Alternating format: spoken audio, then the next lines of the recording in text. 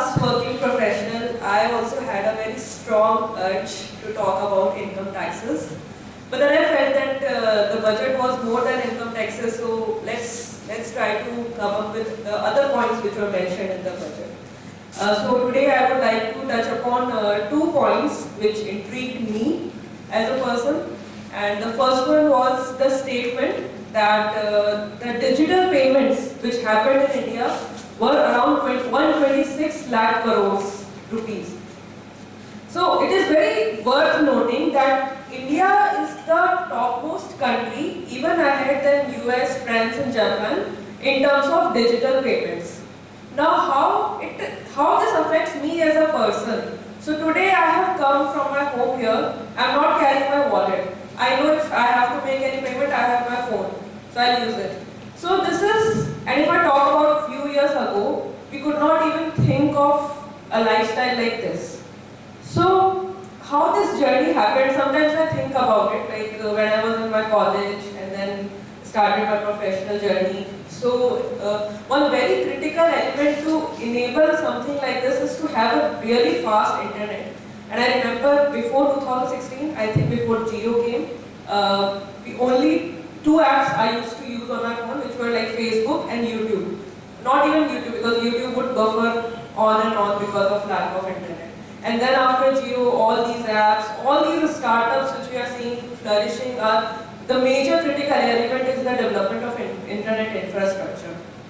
Also, at that similar time frame, Paytm came as an online payment app, and then there was demonetization, so many people were forced or they had to like learn about what is this digital payment is all about.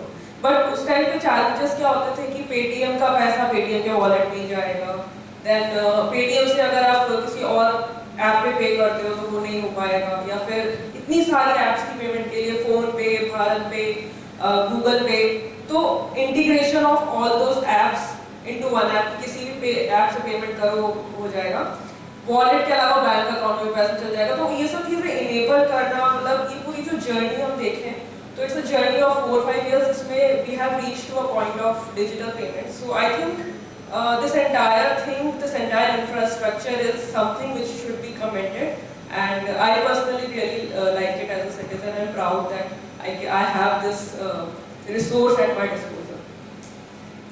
Second thing which I like about the budget is the concept of Dekho Apna Desh.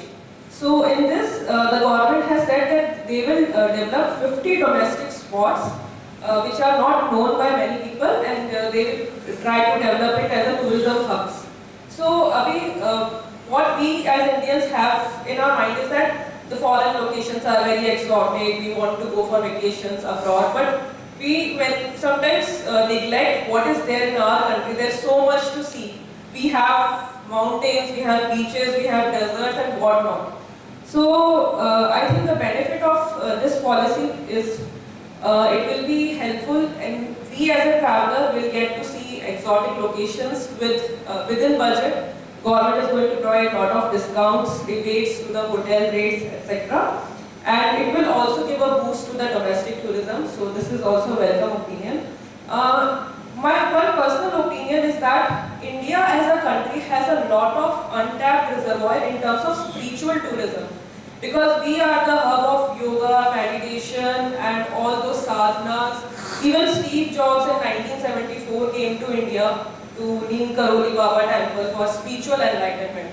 So this is something which I believe government can focus upon and develop India as a spiritual tourism hub, because people from far off countries want to come here and we have this resource, so government can work on this also. So these were my 2 cents on the 2 different topics of the budget, and apart from that I have not read much about it.